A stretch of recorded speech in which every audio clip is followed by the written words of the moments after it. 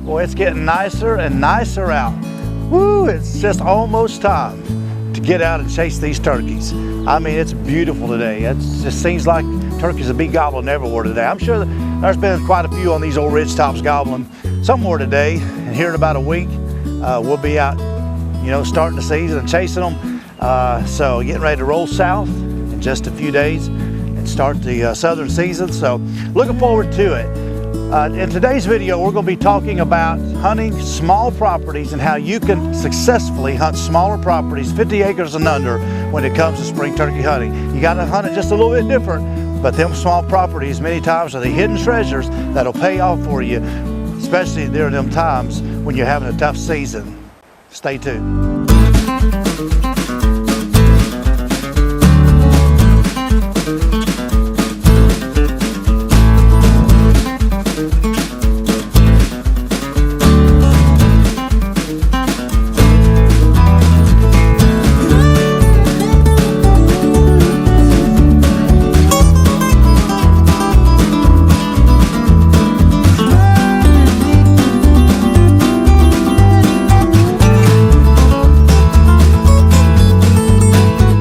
About hunting small properties. Now, I know a lot of times you see turkey hunters on videos and television shows. They keep walking until they strike a turkey, or they just call a lot, going from point to point, ridge to ridge. It's called running and gunning, whatever you want to call it, just looking for that turkey that's going to work. And that is a great way to hunt turkeys, only if you got the property to do it. You can't hunt a small property, and when we say small, we're talking about 50 acres and under. You can't hunt a small property, say like you can a property that's 200 or 300 acres even. So a lot of people have very small places to hunt.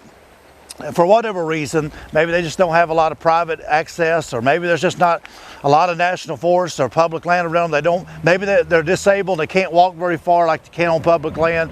And so maybe they just got behind their house. Maybe it's only about 50 acres or so. 50 acres or under, let's just say that's a small property. And a lot of times, you know, people go in there and they try to hunt a small piece like they do a big piece, and it just don't work out.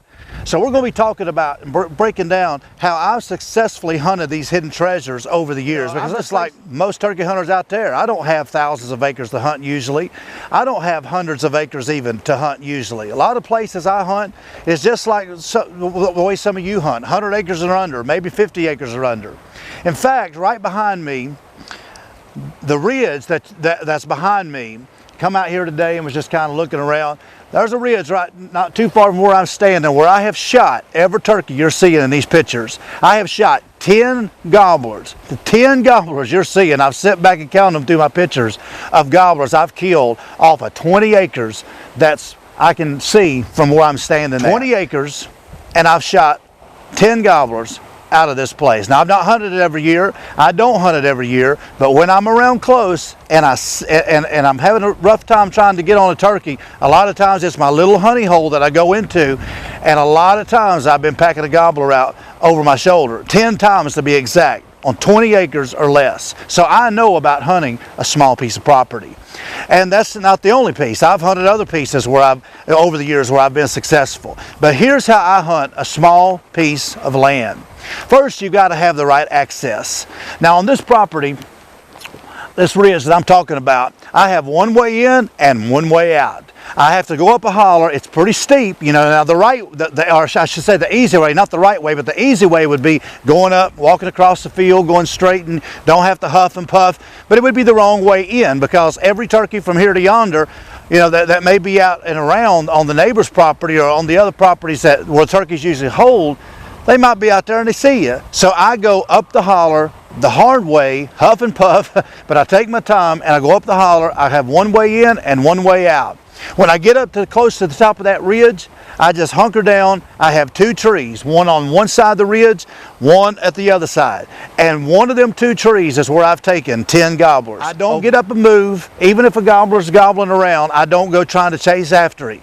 I'm not saying you can't have any mobility on small pieces, but when you do move, you better move very cautiously, and you better be moving in the right place, because every time you move on a small piece of property, the chances of you being seen and detected and blowing that hunt goes way up. So you have a right access in, you have a right access out, and you stay in 1 to 2 spots, and you hunt there however long you want to hunt. If it's all day, if it's to quitting time, if your state has a quitting time, you stay in one of them 2 spots. I usually have 2 spots that I go to on 50 acres or less.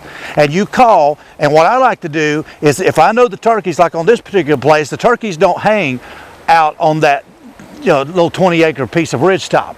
It's not even really 20 acres. I'd say it's more like 17, 16 acres. But they don't hang out there. I know they don't hang out there, but they do go through there to pick up a hen. But I know they stay on the neighbors where they have a working farm and they hunt, or some of them hunt, you know, not a lot, but I know there's pressure over there. But because of that, I can't hunt over there. I can call gobblers over to me, and I've done it 10 times. And I've done it on other properties too. So you say, well, how do you call turkeys that's on the neighbor's property over to you? Well, you got to find the right turkey on the right day with the right attitude. And that's with any turkey, whether it's 1,000 acres or whether it's 20 acres. You got to find the right turkey. But you'll never know until you're out there and you set up. And a lot of times you're going to find them turkeys on that day that's in the right mood, and they'll come wherever you need them to come.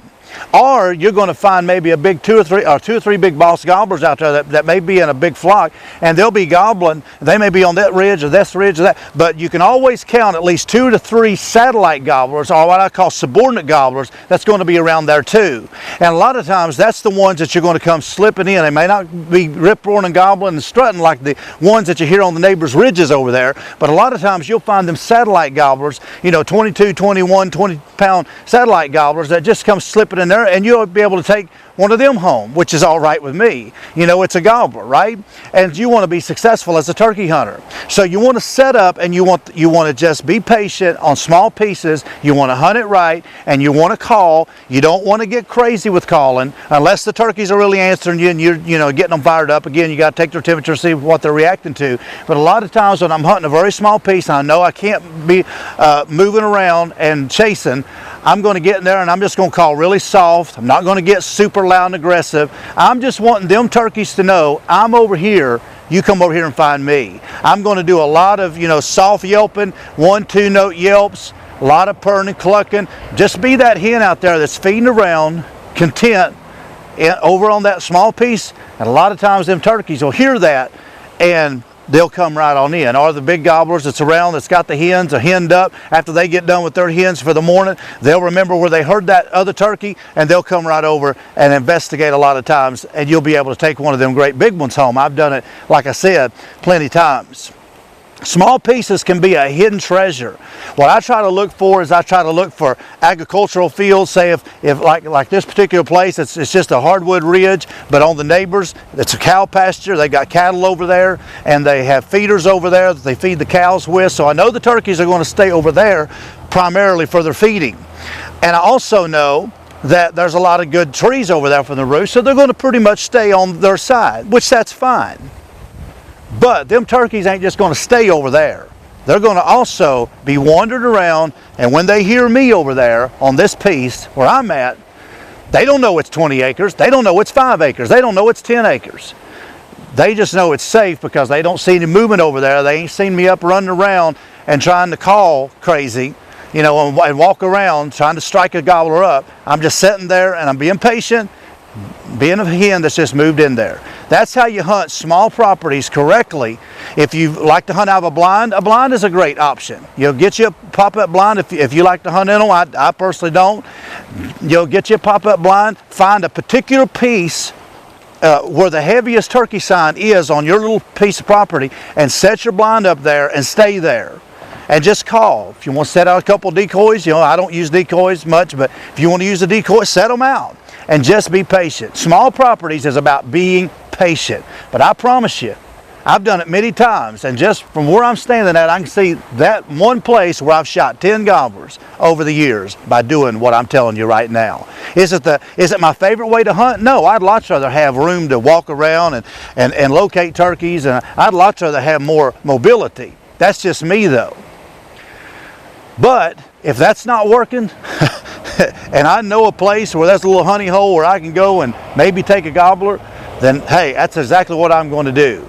You got to improvise, and you've got to just figure out on these small pieces what the turkeys like to do and get in there and hunt them. And a lot of times you can be successful hunting small little hidden treasures, and it's amazing how many times that you drive by a place and the person may only have 20 acres or 10 acres or 30 acres, but it joins a really good piece of land that's got a lot of turkeys. Don't ever be afraid to stop and knock on the door and say, hey, can I turkey hunt? Because a lot of times people will let you turkey hunt that won't let you deer hunt. So it's a great option. Just find these little places on Onyx, look for look for who owns what on these little bitty hidden treasures. Stop and knock on the door and ask permission to turkey hunt.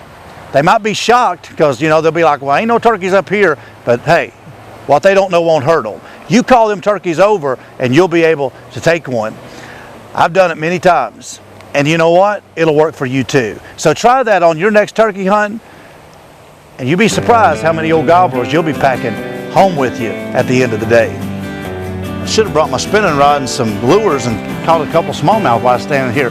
Hey, make sure to subscribe to this channel. Just hit that subscribe button down the corner. I'd really appreciate it. And also check out all my social media platforms, the Instagram page and my Facebook page. Come follow me on there as well. The links is in the description. Check out springfevercustomcalls.com, where you can get my old Sly Signature Series box calls. I know a lot of you are having a hard time getting one, but they are in stock over there right now, so you should be able to get some if you've been having a hard time getting some. Also check out my old Sly 2.5 mouth calls, Signature Series mouth calls, and all the other great mouth calls and pot calls and box calls available at springfevercustomcalls.com. Check out a classic Dell Outdoors t-shirt where you can get one over there as well. Check out my online store. Hit the link in the description and come over and get some hoodies and all the other great things there from Dell Outdoor merch. We'd really appreciate it. Check out SOSO Outdoors, just all the great links below, and also check out Spring Fever Custom Calls and SOSO Outdoors YouTube page and subscribe to them guys as well. Check out my webpage, DellOutdoors.com, and just check out all that stuff below, and I'm sure that you'll find a lot of great information. Stay tuned for a lot of more great turkey hunting content. We'll be out chasing them here in about a week, so you stay tuned, and we'll be having a lot more for you in the weeks to come.